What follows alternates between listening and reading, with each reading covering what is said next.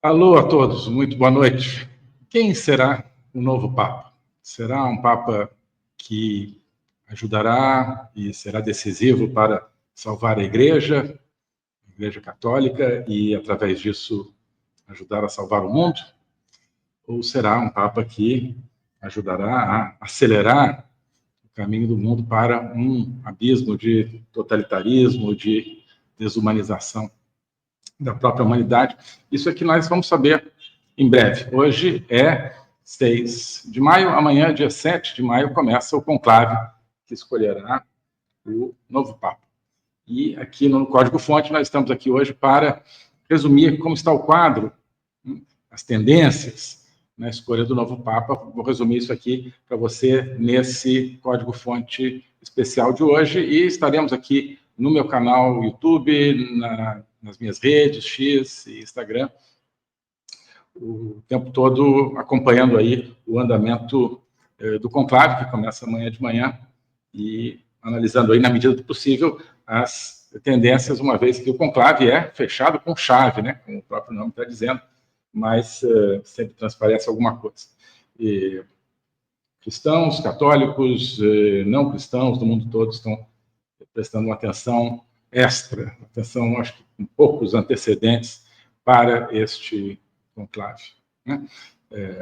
Porque ele realmente pode colocar definitivamente o peso da Igreja Católica a favor de toda uma série de projetos, como eu diria, de natureza totalitária, ou pode justamente colocar a Igreja como uma extraordinária coluna de restauração da humanidade, de uma humanidade ligada a Deus, ligada à transcendência, ligada àquilo que há de mais profundo no ser humano.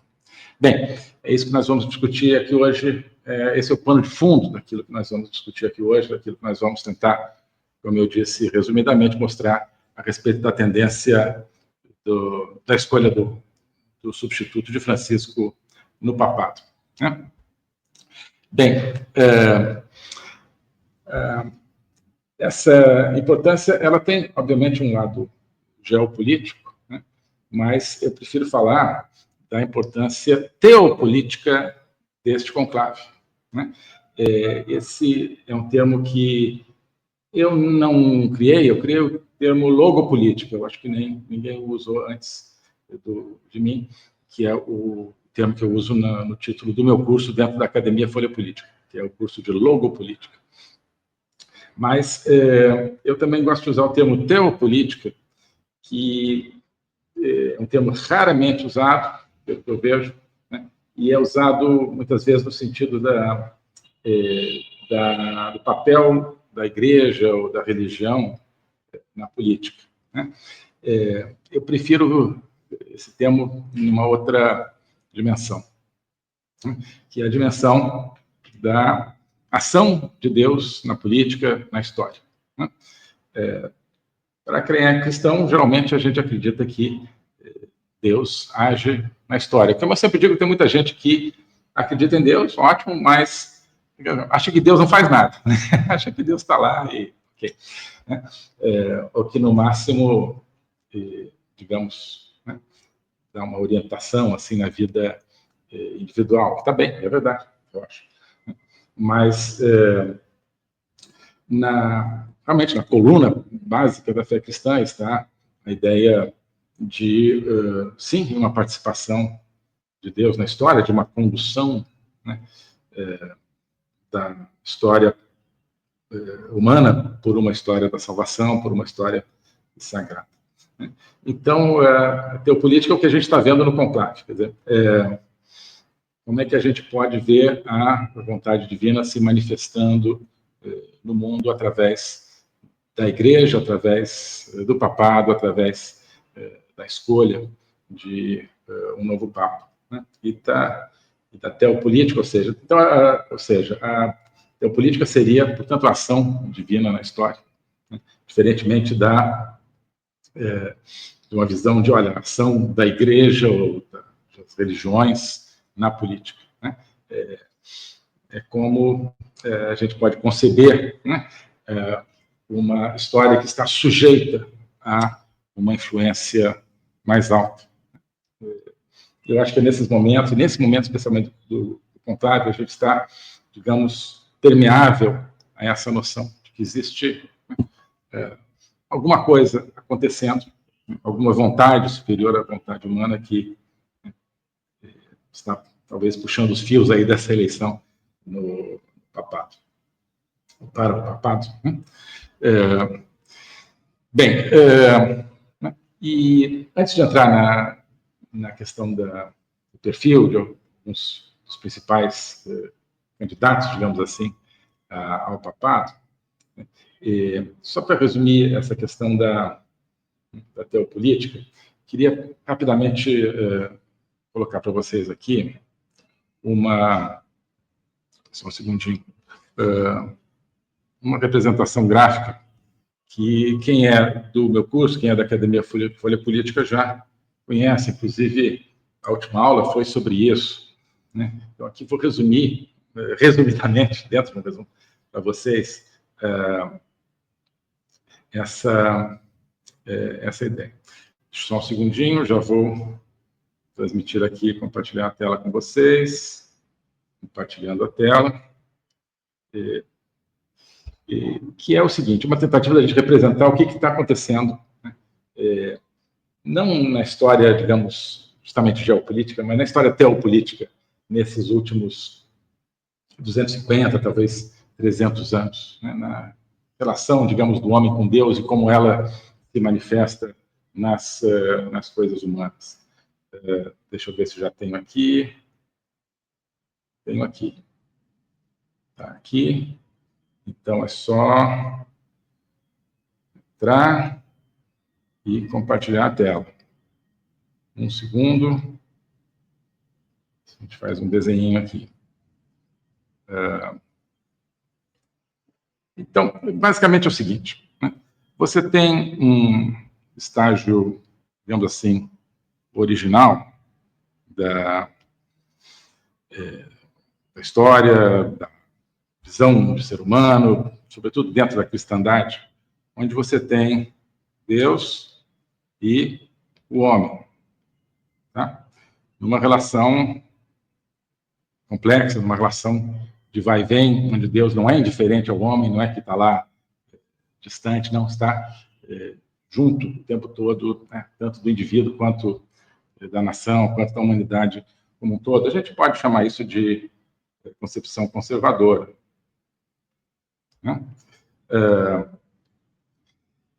No entanto, a partir do século XVIII, Revolução Francesa, depois século XIX, uma série de movimentos, né, movimentos muitas vezes oriundos de visões materialistas, de visões teístas, ou seja, que reconhecem a existência de Deus, mas de um Deus, como diria o Papa Francisco, um Deus que não é católico, um Deus que está lá, né, distante, e indiferente, sem forma, né, teísmo, então, que não intervém muito nos nossos assuntos. Então, vai surgindo uma visão que é a visão liberal, para chamá-lo assim. Uma visão... Deixa eu, inclusive, refazer aqui esse início, porque aqui nós temos Deus e o homem. Vamos aqui restaurar aqui nessa interconexão, tá? Sem aquele tracinho que os divide permanentemente, né? É uma divisão problemática. A visão liberal, ela vai, primeiro, justamente criar uma divisão absoluta, um distanciamento absoluto entre Deus e o homem, e ela vai, aos poucos, apagando Deus.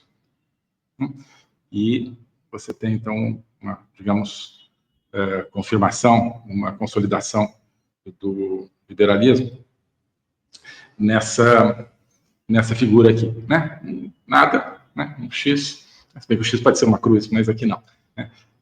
E o homem, né? Só o ser humano consigo mesmo, né?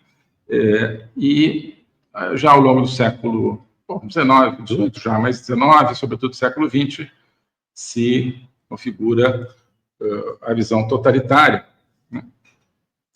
E que não tem mais nenhuma dúvida nessa eliminação completa do divino, da divindade, né? Mas que vai eliminar o homem também, né? Que vai apagando o homem enquanto ser dotado de uma espiritualidade, dotado de uma razão e também de um intelecto suprarracional, e vai transformar o homem numa máquina. E essa é a visão totalitária que tem o aspecto no comunismo, por exemplo, e tem hoje o aspecto no globalismo, que eu sempre procuro caracterizar, para quem acompanha, para quem conhece, como o comunismo do século XXI. Né? Então, muito grosso modo, nós temos primeiro a passagem, né, da visão conservadora para a liberal, ou seja, apagou Deus, o homem ficou sozinho, beleza, estamos sozinhos, beleza? O que isso dá lugar a um esfacelamento também da própria humanidade e a propensão a um projeto totalitário. E nós estamos mais ou menos aqui, nessa fase aqui. Né? O mundo está vindo para cá, muitos já estão aqui. Né?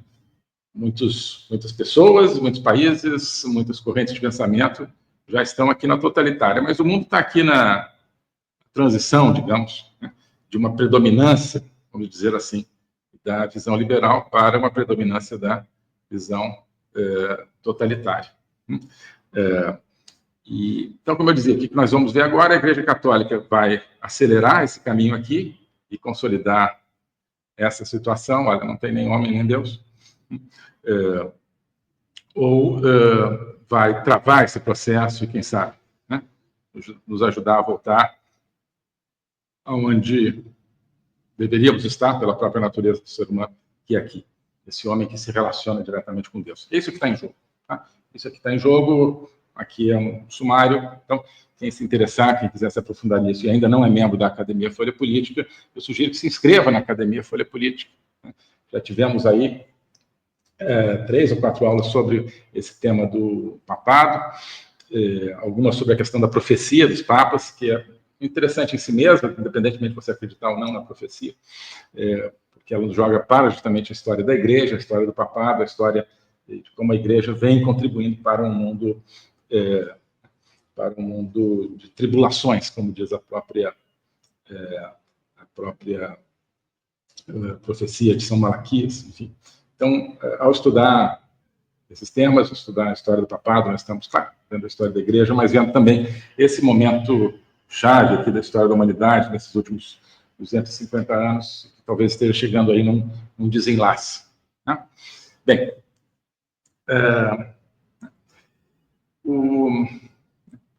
onde é que nós vamos? Vamos ver, a partir de amanhã. Portanto, o conclave começa amanhã. Amanhã, os 133 cardeais participantes do conclave se vão trancar na Capela Sistina, ficando incomunicáveis com o restante do mundo exterior. Né? Vão ficar hospedados ali num Casa Santa Marta, né, que é uma espécie de hotel ali do Vaticano, mas em tese eles não podem ter nenhum contato fora, podem ter contato só entre eles. No entanto, na prática, o conclave já está acontecendo desde a semana passada, quando os cardeais começaram a chegar a Roma, quer dizer, muitos já estavam em Roma, depois da morte do Papa Francisco, e os cardeais foram chegando, né, a maioria já, vários dias já está em Roma, e eles já têm se reunido todos os dias, não na Capela Sistina, em outro lugar, um salão de um prédio construído durante o papado de Paulo VI, nos anos 70. E eles se reúnem lá em forma de congregação e vão discutindo, né, a portas fechadas também, mas vão discutindo, olha, para onde é que deve ir a igreja, para onde está indo, para onde ela irá. Isso normalmente é assim nos conclaves, a gente não tem muito essa noção, mas não é que os cardeais chegam, né, de paraquedas, se juntam e começa a votar aí, quem que você quer, quem que vai ser. Não. Existem essas reuniões prévias, e nessas reuniões prévias vão se configurando grupos, vão se configurando ideias. Digamos assim, o propósito é de que se estabeleça um pouco o rumo desejado pelo consenso dos cardeais para a igreja, e depois se procura, então, a pessoa ideal para implementar esse rumo. né? Isso é mais ou menos o que se pretende. Mas, na prática, o rumo depende muito da pessoa, a pessoa depende muito do rumo. Então, certamente já se estão discutindo nomes, assim como programas, digamos assim. Isso é o que todo mundo que analisa aí a Cúria, né, as tendências em Roma, sabe que é mais ou menos assim. Então, isso já está acontecendo, eles, portanto, as reuniões são a portas fechadas, mas depois eles saem, alguns dão entrevistas, né, deixam escapar alguma coisa de como é que está, de como é que não está a tendência, certo? Então, isso já nos permite ver que há uma claríssima divisão entre uma ala conservadora e uma ala progressista na igreja, e ambas desejam fazer o próximo papo, né? Uma ala que, na minha opinião, a progressista, vai acelerar aquele caminho, né, que já foi responsável pela retirada de Deus de dentro do coração humano, e agora vai retirar o próprio ser humano de dentro de si mesmo. E uma ala conservadora que poderia restabelecer dentro da igreja e ajudar a restabelecer no mundo aquilo que é a essência da fé cristã, que é o homem em relação direta com Deus, né, baseado na encarnação, né? Deus encarna em Jesus Cristo e se faz homem, e assim por diante. Bom, então, só a questão dos números. Primeiro, os 133 cardeais. São os que vão, aparentemente, participar. Tá? Seriam 135, conforme estava se dizendo há alguns dias, mas de anteontem para ontem, 2 cardeais disseram que não podem ir a Roma por motivos de saúde. Existem bem mais, existem mais de 200 cardeais, mas se entende desde os anos 60, 70 que existe uma estipulação de que apenas cardeais com menos de 80 anos no dia do início do conclave podem participar, portanto, da eleição do novo Papa, né? Então, quem amanhã, né, dia 7 de maio, ainda tem 79 anos, participa. Quem faz 80 anos amanhã ou a partir de 8 de maio já não participa. Então, 135 estariam habilitados a votar, ou seja, são cardeais, têm até 79 anos, mas eles não precisam escolher um deles para ser o próximo Papa. Eles podem escolher um cardeal já com mais de 80 anos, podem escolher um religioso que não seja cardeal, podem escolher um bispo, um padre, e podem escolher, como se diz, qualquer varão católico, né, qualquer homem católico, para ser Papa, em tese. Né, em tese. Já aconteceu no passado. Né? Comentamos isso, inclusive, um importantíssimo Papa, Gregório X, que não era religioso no momento em que foi eleito Papa, estava lá nas Cruzadas, na Terra Santa, quando, na Itália, o papado, os cardeais, depois de 3 anos reunidos sem escolher, acabaram escolhendo Gregório, enfim, o Papa que se tornou Gregório X. Ele volta para a Itália, lá da Terra Santa, das Cruzadas, aí é que ele é ordenado padre, depois ordenado bispo, e aí que ele assume como bispo de Roma. Bem, enfim, ordenado padre, e aí é levado ao cargo, digamos, de bispo de Roma, ou seja, Papa. Mas a tendência é de que seja um dos 133. A tendência óbvia aí de tradição já de séculos é de que seja um dos que votam será o votado, certo? Deveriam ser, no máximo, 120, certo? Desde os anos 70, também, Paulo VI procurou estabelecer, não pode ter, no máximo, 120 cardeais participando de um conclave. Estabeleceu esse teto, não importa se tem mais, então ele estabeleceu o teto da idade, e também, olha, não é para ter mais de 120 habilitados a votar. Nos conclaves posteriores a essa decisão de Paulo VI, os conclaves de 1978 foram 2, né? escolheu João Paulo I, e depois escolheu João Paulo II. Depois, 2005, escolheu Bento XVI, e 2013, escolheu Francisco. Em 78, esse limite foi respeitado, 118 cardeais votaram. Tá? Na verdade, acho que no segundo foram 117, porque o próprio Albino Luciani, que foi o Papa João Paulo I, não participou. Depois, em 2005, foram 115, e em 2013 também 115, então vinha sendo respeitado. O que o Papa Francisco vinha fazendo? Ele nomeou muito cardeal, bem mais do que a média. E esse limite de 120 é um limite teórico, o limite da idade se aplica, né? Mas a ideia é que, assim, olha, não nomeia muito agora, porque daqui a pouco pode ser, nunca sabe quando é que vai ser o próximo conclave, né? Então, olha, né, não nomeia muito, porque se todo esse pessoal está aí, né, santidade, e o senhor, né, se for amanhã, vai ter mais cardeal do que o limite estabelecido de 120, com direito de votar. É o que aconteceu, né? É o que aconteceu, poderia ser 135, na verdade, pode ser 133, ou seja, né, mais de 10% a mais do que o número limite, né? Mas está ali, todos eles têm direito de participar e vão participar. Mas, então, é o conclave com o maior número de cardeais votando na história.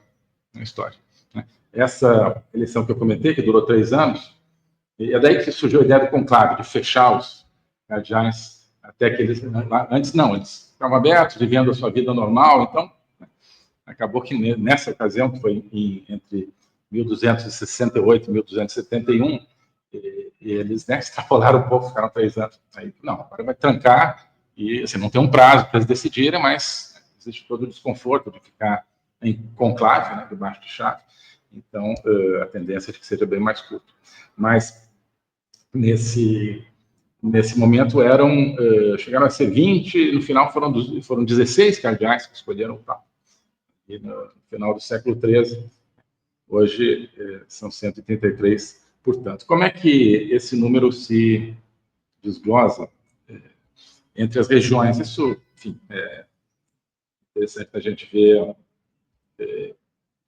não só como curiosidade, um pouco como curiosidade, porque o fato de ser de uma região ou outra não é determinante naquilo que é fundamental, que é a tendência doutrinal, a tendência teopolítica, no nosso sentido aqui, dos cardeais. Mas não deixa de ser relevante. Então, vamos comparar aqui os números do primeiro conclave de 1978 e os números desse conclave agora de 2025. Né? Os cardeais italianos eram 28 em 1978, agora são apenas 17. Né? Os cardeais do resto da Europa eram 31 em 78, agora são 35. Portanto, os cardeais europeus, como um todo, né, eram 59, né, se a conta não me falha, e agora são 52, certo? Então, há um ligeiro declínio do número de cardeais europeus, né? A Europa já não é tão central na Igreja Católica como era ainda nos anos 70, e a Itália menos ainda, né? A Itália, então, perde 11 cardeais, passa de 28 para 17, o resto da Europa até cresce um pouquinho, né? Mas não a ponto de compensar, então a Europa perde no total um número de cardeais. A América Latina e Caribe tinha 18 e passa agora para 23. Tá? 23 cardeais latino-americanos, caribenhos, entre eles 7 brasileiros. É o terceiro país com o maior número de cardeais individualmente. Você tem a Itália mesmo, com essa queda de número, ainda é o que tem maior número, 17, Estados Unidos 10 e Brasil 7. Como eu disse, isso não significa muito, porque Estados Unidos, por exemplo, há tendências muito diferentes entre os cardeais americanos, e italianos também, e assim por diante. O que seria a América do Norte? Enfim, a América do Norte muitas vezes se considera que inclui o México, então não, o México eu estou incluindo aqui dentro da América Latina. Então, Estados Unidos e Canadá tinham 14 e hoje continuam tendo 14. Em 2025, 10 americanos, 4 canadenses. Não mudou, a América Latina, portanto, aumentou um pouco. O aumento grande vem na África e na Ásia. Na África tínhamos, ou seja, oriundos da África, 10 cardeais em 78, hoje são 17, e na Ásia, 12 cardeais em 78, hoje nada menos do que 23, praticamente dobrou o número de cardeais da Ásia. O Papa Francisco, sobretudo, fez muitos cardeais asiáticos, certo? E Oceania, ou seja, por falta de melhor, então inclui a Austrália, Nova Zelândia e as ilhas do Pacífico. A Oceania tinha 5 cardeais, hoje tem 4. Ficou basicamente no mesmo patamar. Então você vê a Europa diminuindo, né?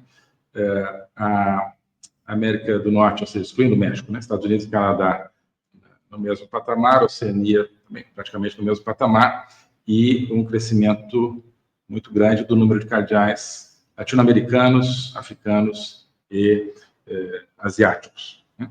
Então, aqui nós tínhamos um número total de 118, hoje um número total de 133. Né? Vejam que latino-americanos, africanos e asiáticos eram, portanto, 28, 40, né? Isso, 40 em 1978. Hoje eles são 50, são 73. São 73 cardeais. Né? Mais da metade dos cardeais, em comparação com cerca de um terço dos cardeais na década de 70, são oriundos dessas regiões. Né? Isso, obviamente, é um sinal, né, de onde a igreja está crescendo, em termos de número de fiéis, em termos de dinamismo. Né? América Latina crescendo, mas não tanto. Não tanto. É um crescimento, digamos, que tem a ver muito com o crescimento populacional, enquanto que na África você tem, e na Ásia você tem uma explosão no número de cardeais, que representa também uma explosão, né, no número de católicos e do dinamismo católico nessas regiões. Né? Então, claro, para quem gosta de pensar o mundo assim em termos do mapa, isso é importante. Muitos têm falado, olha, precisa ser um papa dessas regiões do mundo, né? Gosto muito dessa expressão, sobretudo em contexto católico, enfim, da igreja, mas do mundo em desenvolvimento. Né? O mundo onde a igreja realmente está se desenvolvendo, está crescendo, né? América Latina, África, Ásia. Né? Então, olha, seria bom que fosse um papa dessas regiões, isso está certamente sendo tomado em conta. Ora, no caso da América Latina, acabamos de ter um papa latino-americano, né, que foi o Francisco. Então, embora... Não sei por que não fica parada essa seta aqui. Embora não seja, enfim, claro, algo, né, tipo assim, uma escolha de secretário-geral da ONU e tal, que tem rodízio de região, ser de novo um latino-americano, não tem problema. Mas, tá bom, então tem que ser do mundo, aí, digamos, né, dos países mais pobres, né, também não quero falar de sul global, né, mais dos países, né, não são países desenvolvidos, mas como já teve um da América Latina, então agora então é a vez ou da África ou da Ásia. Né? E que são, como vocês estão vendo, em termos de número de cardeais, as duas regiões que mais cresceram. Então, se esse critério, e é um critério, entre outros, né, for utilizado, ele aponta no sentido de um papa africano ou asiático. Né? Ora, africanos e asiáticos votarão em bloco, latino-americanos votarão em bloco? Provavelmente não. Provavelmente não. Africanos, talvez. Né? Talvez existe uma solidariedade igreja da África, que eu acho que, pelo que eu tenho estudado, lido, perpassa, vai um pouco além, reduz um pouco a importância das diferenças doutrinárias entre os cardeais africanos. Existem progressistas, né, e existem, obviamente, conservadores entre os africanos, mas pode haver, sim, uma tendência, olha, seja um africano, independentemente da tendência, pode haver uma tendência de votação em bloco. Né? E os asiáticos podem, acho que é um pouco mais difícil, existe uma diversidade maior em termos culturais, porque a Ásia aqui abrange, né, desde o Oriente Médio, né, até Japão, Coreia, passando pela Índia, né, Sudeste Asiático, uma diversidade maior, há uma diversidade também teológica, no final, mas menos tendência de votação em bloco. Né. Na América Latina, acho que existe uma possibilidade também de uma certa votação em bloco. Então, esses critérios apontariam para um Papa africano ou asiático, talvez mais para um Papa africano. Tá? Dizem, já houve papas africanos. Sim, já houve papas africanos da África do Norte, no começo, papado dos primeiros séculos, o Império Romano, né, tinha chegado em lugares que hoje são Argélia, Tunísia, Marrocos, né, por exemplo, e sim, houve papas oriundos dessas regiões, mas porque faziam parte do Império Romano, num contexto completamente diferente. Né? Estamos falando da África que foi colonizada, da chamada África subsaariana. Né?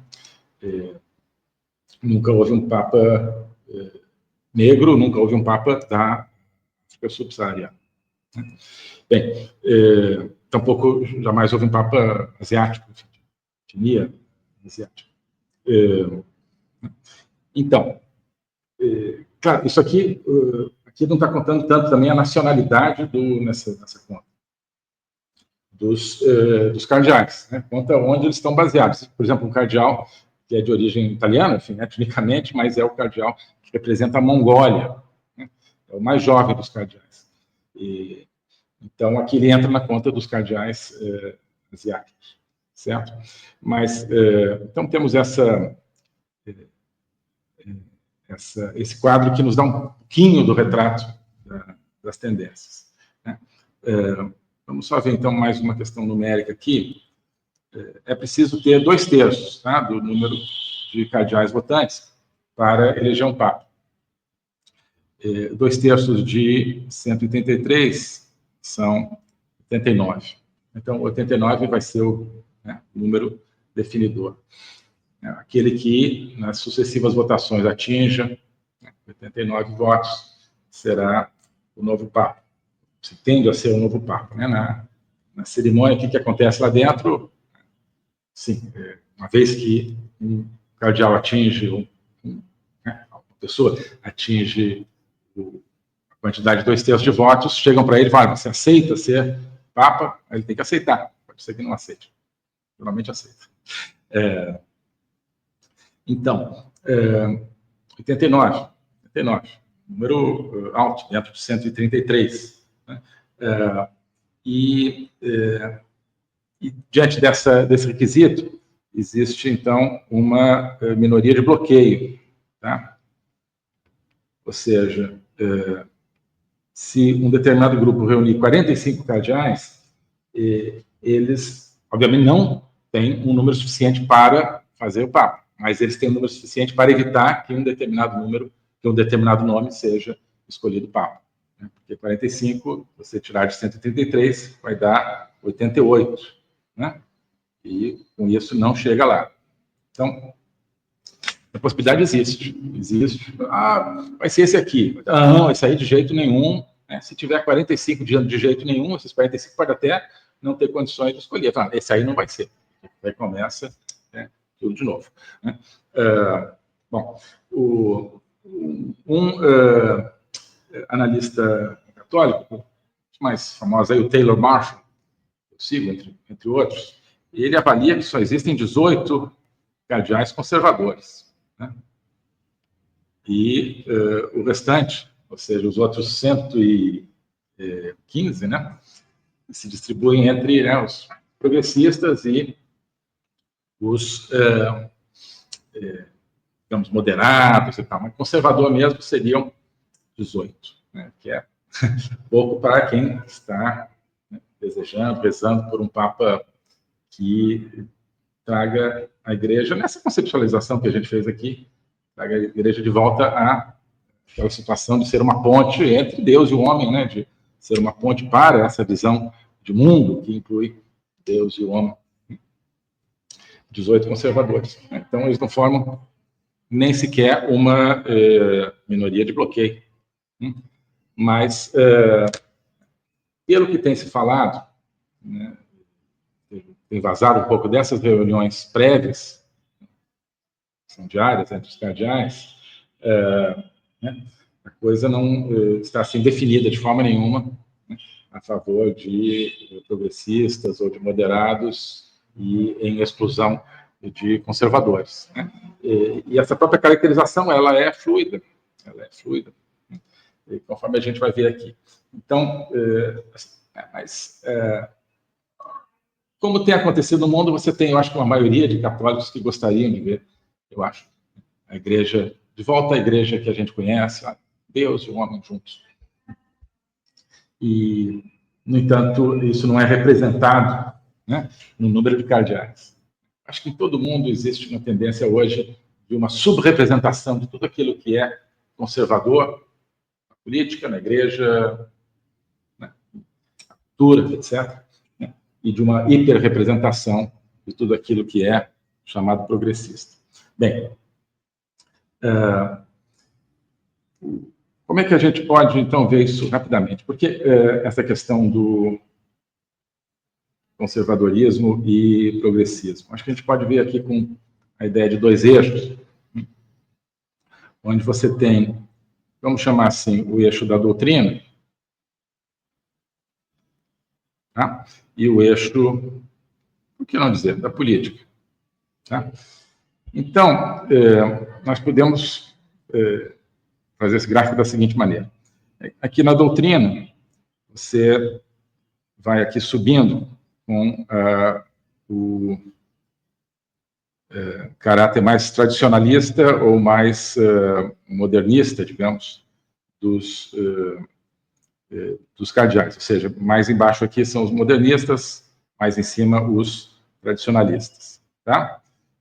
Aqui no eixo da doutrina. E no eixo da política, nós colocaríamos, né, aqui aqueles que são mais simpáticos à esquerda, enfim, socialismo, os diferentes, né, aspectos dessas correntes políticas, centro, né, e os mais próximos ao que seria a direita conservadora. Vamos, simplificando muito ambas as questões, tanto de doutrina quanto de política, colocar dessa maneira. Né? E, então, vamos, né, traçar aqui uma linha teórica, vai desde cardeais que seriam extremamente de esquerda na política, extremamente modernizadores, né, na doutrina, incluindo na liturgia, e até cardeais que seriam, né, extremamente, né, próximos do conservadorismo na política e conservadorismo na doutrina, né, tradicionalistas na doutrina e mais favorável. Que direita, assim, e esquerda, quer dizer, o que significaria, né, um cardeal mais à direita, né, mais, digamos, vamos aqui usar os termos que a gente tem usado muito, antiglobalista, né, preocupado em preservar as culturas, em preservar as nações, contrário à imigração ilimitada, contrário à igreja se envolvendo na questão da ideologia climática, por exemplo, e assim por diante. Tá? Então,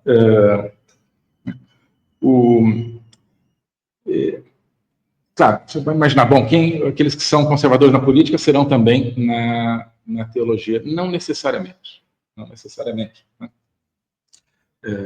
Existem vários cardeais que né, são um pouco mais tradicionalistas aqui nessa região, na na doutrina, mas são bastante ligados às teses aí da esquerda, né?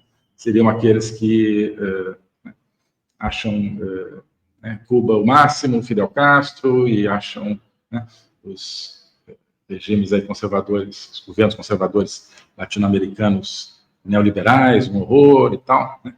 Aqueles que acham, né, que certos corruptos são inocentes, isso seria, então, a esquerda, né, entre os cardeais. Mas alguns são a favor, não necessariamente da missa em latim, mas, olha, não vamos mexer com a liturgia e tal, né? Então, ordem na questão litúrgica, não mudar as orientações da igreja em termos de comportamento, em termos de família. Existe essa linha, né? Existe também, claro, aqueles que estão aqui, querem, né, uma linha também de, né, dispersão completa da doutrina. Tem gente que diz que tem cardeais que não acreditam muito em Deus, não sei, né? Mas existe uma certa tendência teísta, digamos assim, tá? Em termos de doutrina, essa coisa, Deus está lá e tal. Não sei, né? Cardeais que talvez não acreditem em tudo aquilo que está no credo, mas muitos acreditam e, no entanto, né, digamos, tem uma visão de mundo completamente incompatível com isso, que essa visão está, né, fazendo da igreja um instrumento para levar o mundo para longe de Deus e para longe do homem, com a figura do totalitarismo. Mas vamos ver rapidamente aqui alguns nomes, tá?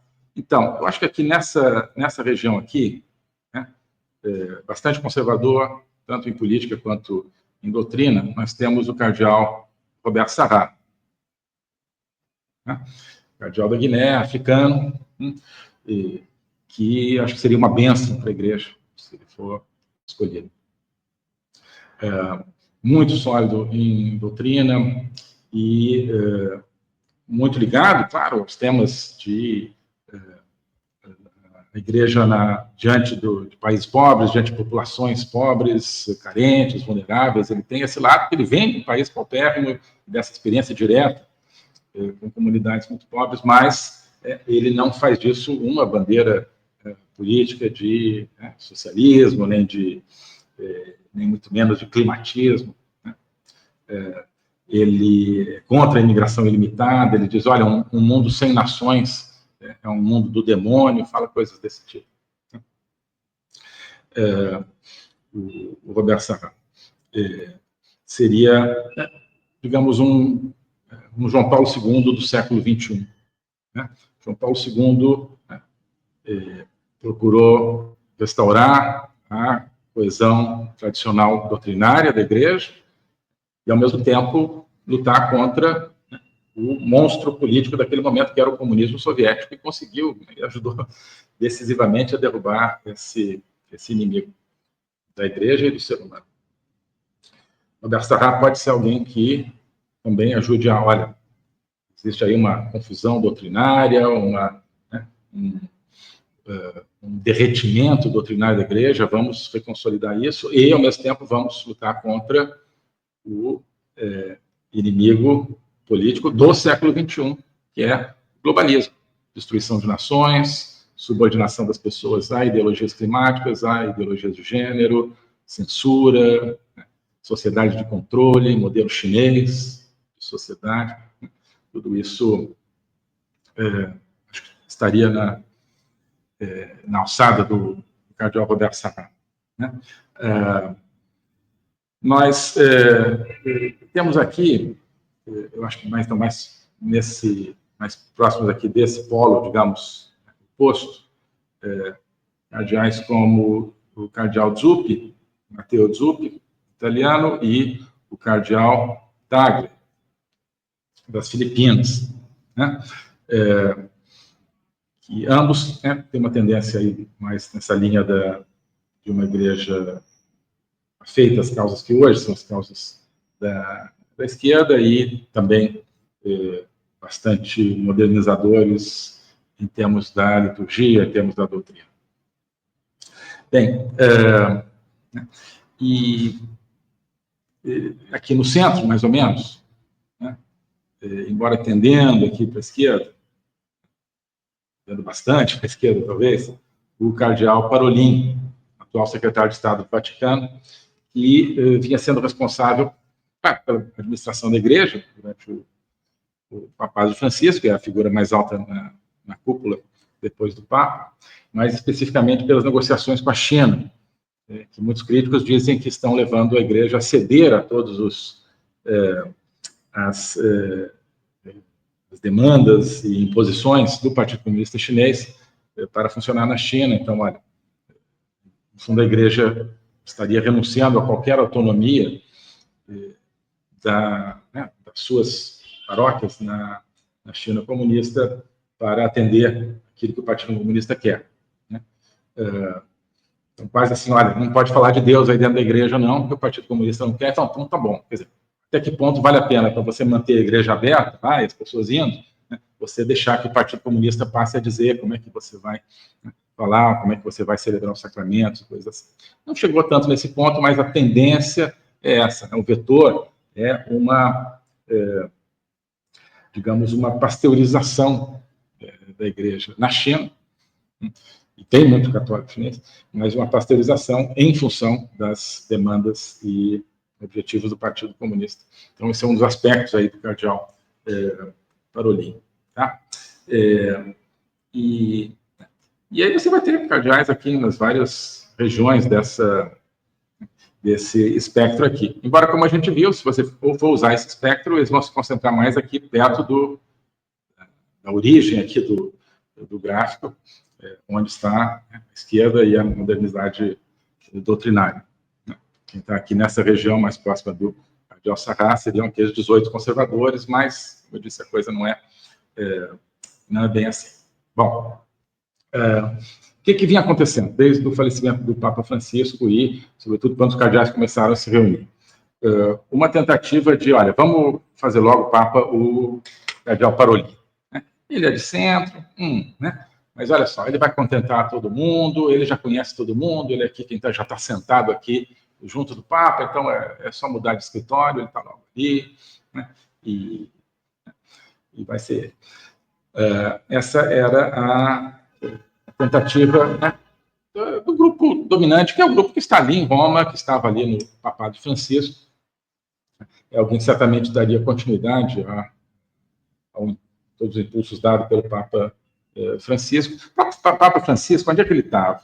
Né? Acho que o Papa Francisco estava aqui, mais ou menos nesse ponto aqui que eu assinalei. Né? Não, um pouco menos, porque agora deixa eu apagar, acho que não merece estar aqui. Em termos de doutrina, né? Francisco estaria aqui assim, tá? Bastante à esquerda, né, na política, e na doutrina ele estaria no meio, né?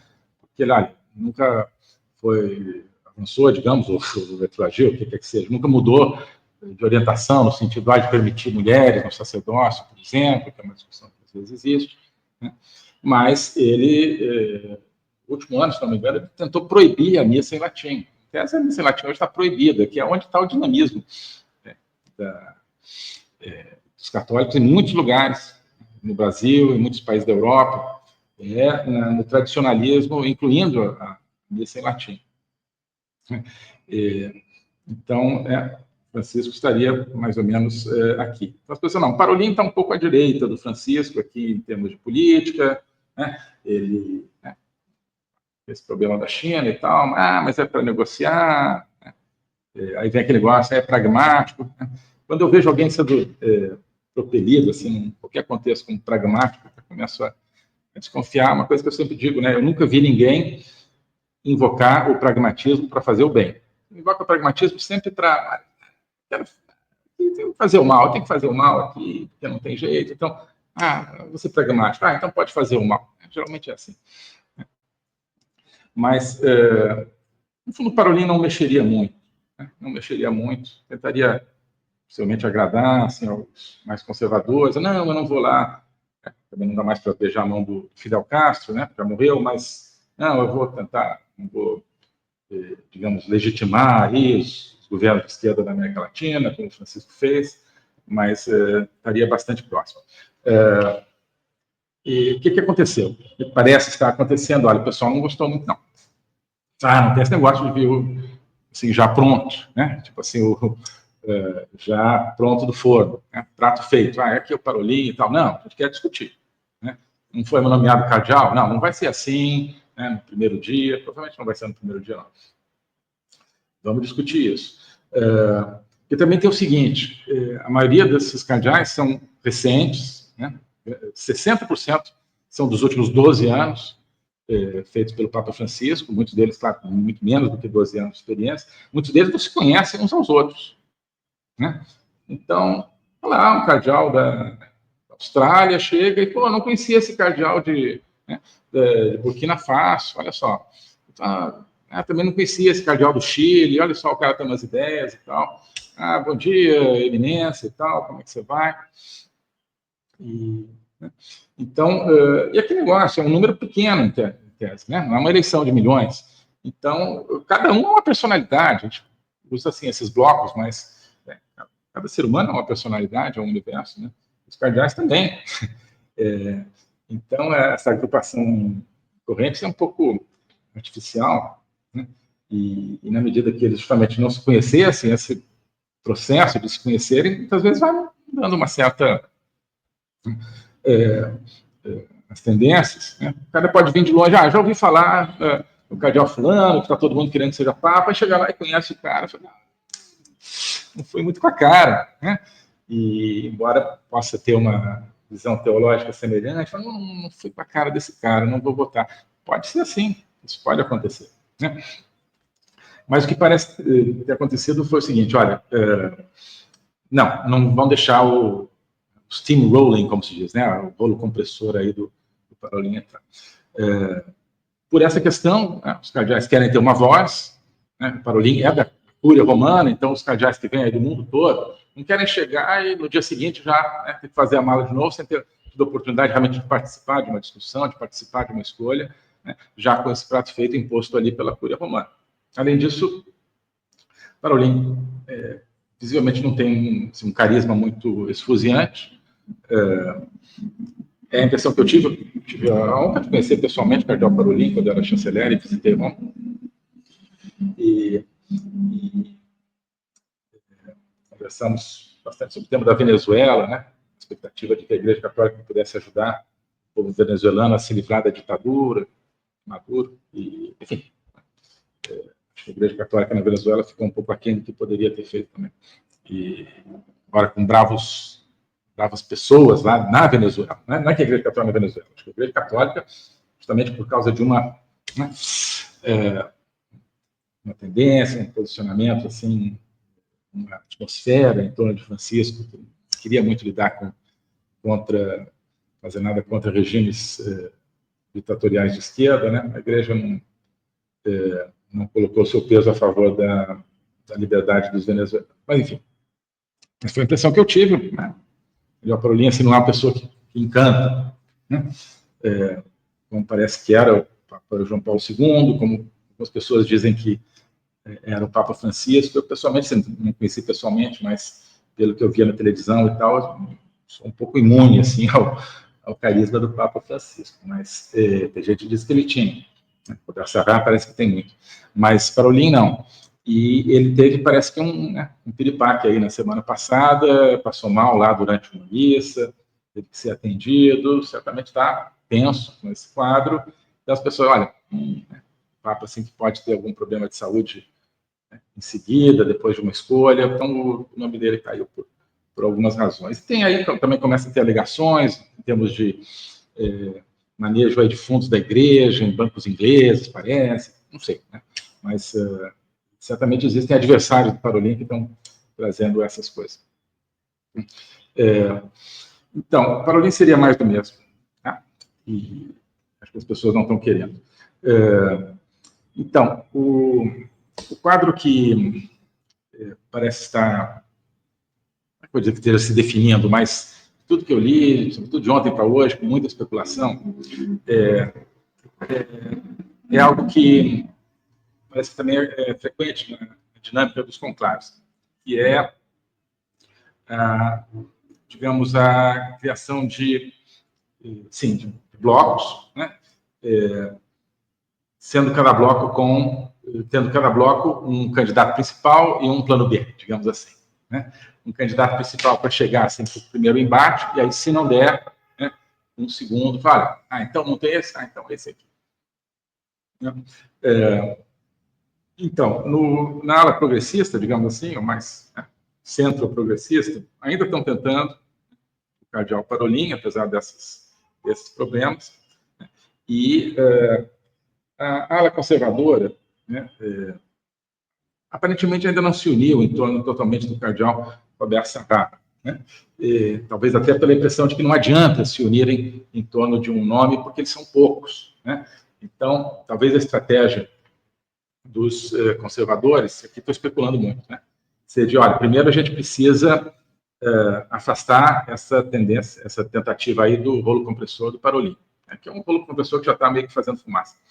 Mas, primeiro, evitar que seja o Parolin ou alguém, digamos, diretamente indicado aí pela Cúria Romana, uma solução assim de centro-esquerda rápida. Não, vamos evitar isso, para depois então tentar construir um nome mais conservador. Então, de toda forma, digamos, o líder, eu não falo de líder, né? Porque, como diz cada um, eu acho que um dos cardeais é o seu próprio líder e pensa com a própria cabeça. Mas a figura mais de proa, mais popular entre os progressistas, seria o Roberto Sarra, mas de uma maneira diferente do Parolin. O Parolin, acho que parece que se expôs um pouco, né? Foi exposto assim como candidato de liderança. Claro que aí se expõe e todo mundo joga pedra, né? Aquele que aparece, todo mundo joga pedra. Mas, então, seriam, digamos, a figura que primeiro aparece. O Parolin, então, digamos, seria o candidato A aqui dos progressistas. Mas, então, eles já estariam, aparentemente, querendo construir um candidato B, que a candidatura do Parolin estaria, aparentemente, fazendo água, né? Perdendo gás.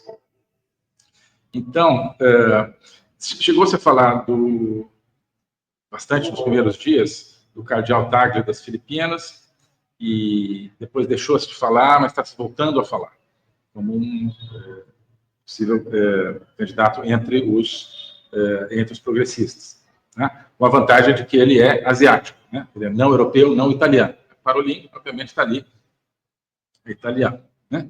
E da Cúria Romana, né?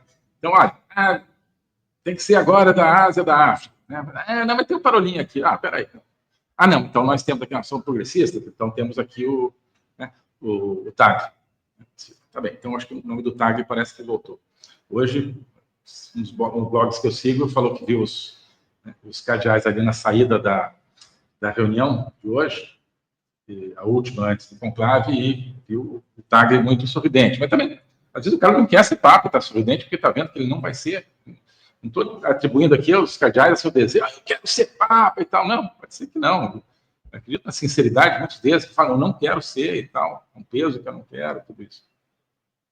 Mas, enfim, isso pode também indicar que existiria, então, uma tendência aqui do TAG como o plano B dos progressistas, né? Tá? E aqui os conservadores, digamos. Tá?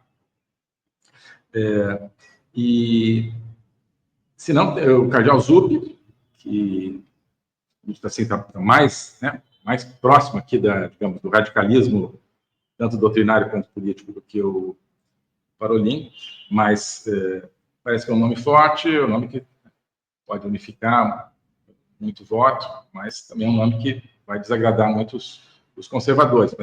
Pode entrar aqui como um B dos progressistas. Essa situação é muito volátil, né? E hoje começou a se falar muito de um cardeal português, José Tolentino, né?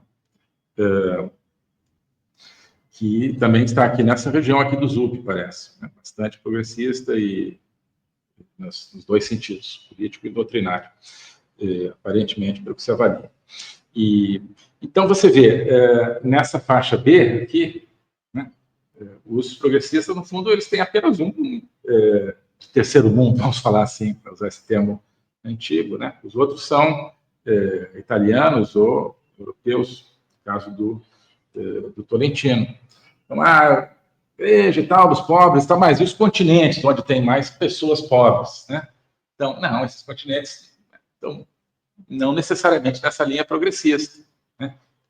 Então, aquele negócio, vamos dizer assim, muito, né? Aquela coisa do carnavalesco Joãozinho 30, né? Ah, quem gosta de pobre é intelectual, né? O pobre gosta mesmo é de luxo, né? Quem gosta de pobreza é intelectual. Então, assim, né? Muito, e todas as vênias aqui, talvez exista um pouco essa situação. Olha, quem gosta dessa coisa de pobreza e tal são os europeus, os cardeais europeus. Quem é uma igreja mais tradicional, não é que seja, não se preocupe com os pobres, claro que não, mas uma consistência doutrinária, né, muito mais rica do que simplesmente, né, muito mais densa do que simplesmente a questão social. Essa é a linha, então, daqueles que provêm de países pobres, como o Roberto Sarra. Talvez haja um pouco essa contradição. Né? E aqui, então, digamos, na segunda linha dos mais conservadores, quem que apareceria? Eu acho que o principal hoje é o cardeal Pizzaballa, que eu tenho visto, que é italiano, mas patriarca de Jerusalém. Então, ele assim, conta como a Ásia, porque geograficamente ali, toda aquela região faz parte da massa terrestre asiática, e, ao mesmo tempo, obviamente, como o nome está dizendo, italiano, então, entraria assim, é asiático, né? Mas não é também alguém que está servindo ali, né, na cúpula romana, ali, com todo aquele aparato da cúpula, nem está em Paris, nem na Alemanha, não, tá. Né? Um país mais extremamente, aliás, desafiador, né? Jerusalém, com todos os problemas ali da Terra Santa. Então, e sim, e o Pizzaballa, Cardeal Pizzaballa, ele, digamos, em termos doutrinários, ele está bastante alto aqui, mais ou menos aqui, eu acho. Né? Mais ou menos na altura do cardeal Roberto Sarra. Mas ele está um pouco, pelo que eu vejo, um pouco à esquerda aqui em termos do enquadramento político. Né? De toda forma, quem tem olhado as declarações, não, do ponto de vista dos conservadores, da doutrina, da liturgia, seria um bom Papa nesse ponto de vista. Parece, pelo que a gente vê, ele sim, alguém que também tem carisma, como o Roberto Sarra. O critério que as pessoas estão comentando, os comentaristas estão apontando, assim, olha, é alguém que vai encher a Praça de São Pedro, né, a cada domingo, a cada quarta-feira, quando o Papa aparece, nas missas e tal, é alguém que vai criar excitement, como dizem os americanos, que vai criar eletricidade entre os católicos, até entre os não católicos, mas sobretudo os católicos. A Praça de São Pedro, nas ocasiões de aparição do Papa, vinha se esvaziando durante o papado de Francisco. Né? Ele era um Papa que era muito popular, mas não com o povo. Né? Ele era popular com a mídia, com os políticos globalistas, muitas vezes não cristãos, anticristãos. Né? E isso aqui dava uma ilusão, eu acho, de popularidade do Papa Francisco. Ele era um Papa muito querido pela mídia globalista. Mas o pessoal não ia muito na Praça de São Pedro para vê-lo, não. Então, vai gerar pessoas indo lá, vai gerar doações para a igreja, nos países, né? As pessoas fazem doações e estão meio desencorajados disso, por uma igreja que não sabe muito bem para onde está indo. Roberto Sarra teria certamente essa característica, esse efeito.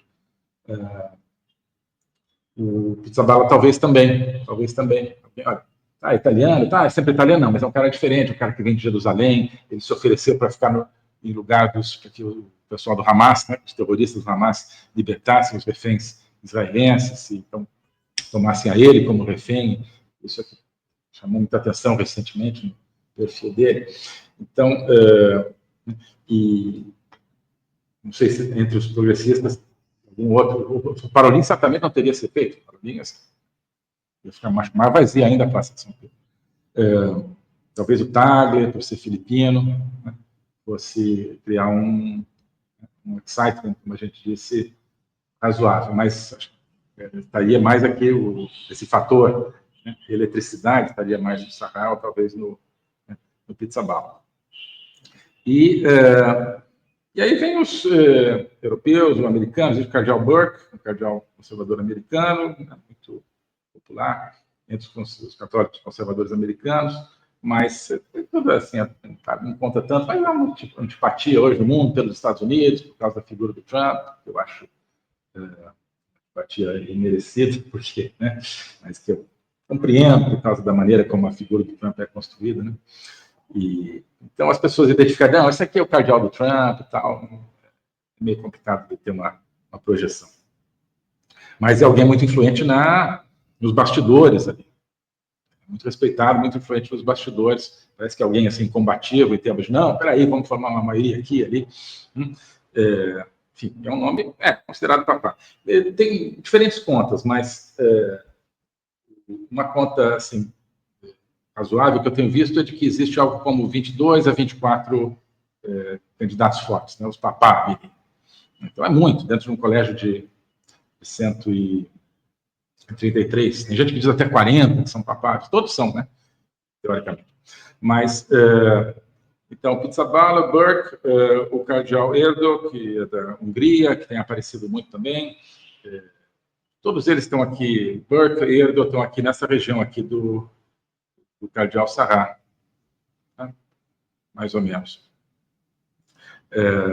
E o cardeal Eijk, da Holanda, né?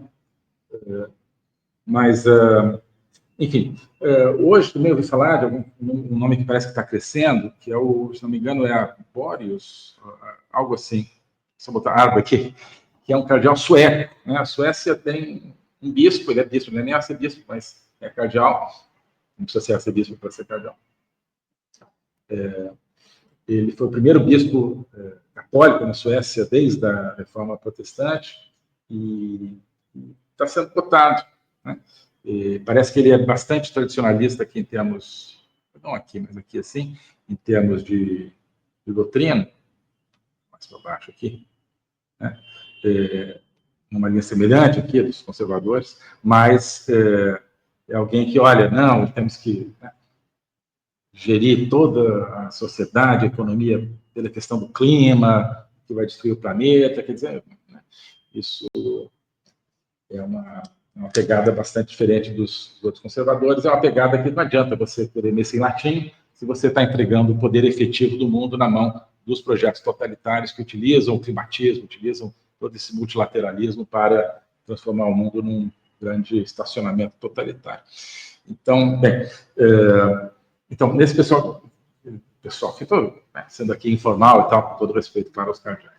Então, nesse grupo que, digamos, conservador nos dois sentidos, nós temos também Burke, Erdo, Eijk, mas, no caso, por serem europeus, ou Burke americano, eu acho que tem pouca chance. Por uma coisa é ser um europeu, os progressistas, que têm uma espécie de maioria natural no contrário. Agora, os conservadores já são uma minoria bastante desafiada. Né? E ainda ser um europeu dentro de um processo que está diante desse critério, de preferência talvez pela África, pela Ásia, é muito complicado. Né? A gente sabe como a esquerda sempre constrói as coisas. Então, se for, né, um europeu, né, a tendência é de que seja digamos, que haja um nome forte, de repente, europeu conservador. Né? Aí a imprensa, a mídia vai dizer, não, olha só que absurdo, né? Papa conservador, enfim, Papa europeu, como sempre foi, tem que prestigiar o terceiro mundo, África, Ásia, América Latina, que absurdo e tal. Né? Agora, se for europeu, mas se for progressista, né, imediatamente a imprensa vai esquecer esse negócio africano. Né?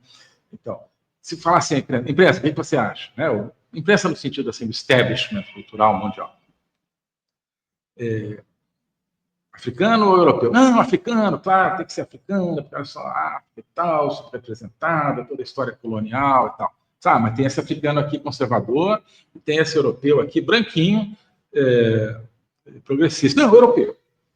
Mas não por ser europeu, por ser progressista. Então, essa coisa de região, de etnia, de colonialismo, não conta. O que conta é se vai propagar a agenda progressista, sobretudo naquilo que... Eles não estão, acho que os progressistas não estão muito aí para essa coisa de missa em latim, de liturgia, não. O que eles querem é estar junto com os mecanismos de poder globalista. que são o pessoal do Davos, o pessoal do multilateralismo, o pessoal do establishment cultural, midiático europeu, sobretudo, e americano, e a China comunista, ali atrás. Tá? Eu acho que eu acho que é o plano dos progressistas esse conclave, é sacrificar a questão da doutrina. Eles gostariam de também acabar com a doutrina, acabar com a liturgia, no fundo, né? Ou seja, abrir completamente, olha, cada um define o que quer, como é que acredita, não tem esse negócio de dogma, não tem nada, né? A missa pode ser como quiser, também se não quiser missa, não tem missa e tal, tanto faz, como é que se chega a Deus, se quiser ser islâmico, se quiser, né, tanto faz, pode ser, né, vamos celebrar, né, os ritos islâmicos dentro da igreja, não tem problema nenhum. Desde que, enfim, gostariam que fosse assim, né? Mas eu acho que o que acontece aqui nesses eixos? Os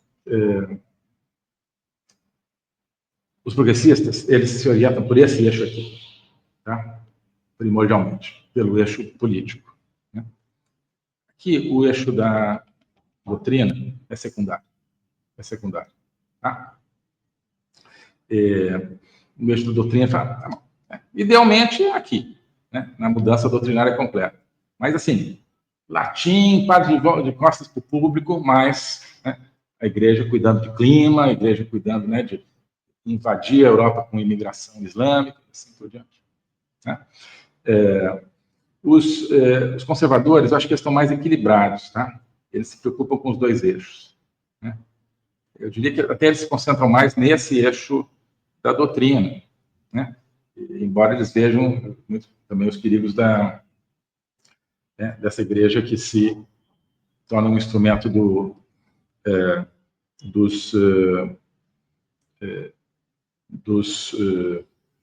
instrumentos dos totalitários, digamos assim, né? Dos totalitários. Então, o que eu acho que pode ser a estratégia dos